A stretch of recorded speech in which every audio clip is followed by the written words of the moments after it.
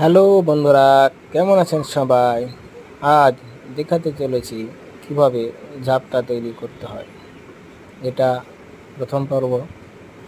ঝাপটা তৈরির পর্যায়ক্রমে আপনাদের দেখানো হবে। যেটা মোমের ওপর বসানো হলো এবং দুই সাইডে দুইটা পাত বসানো হলো। এবার টোপা বসানো হচ্ছে।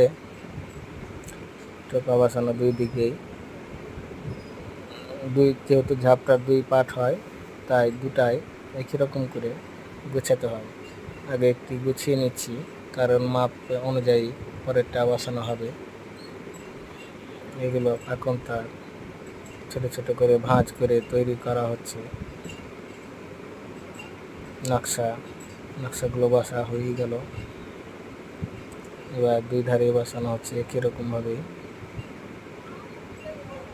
তো বন্ধুরা, আমার ভিডিওটি ভালো লাগে থাকলে অবশ্যই লাইক, কমেন্ট ও সাবস্ক্রাইব করে দেবেন।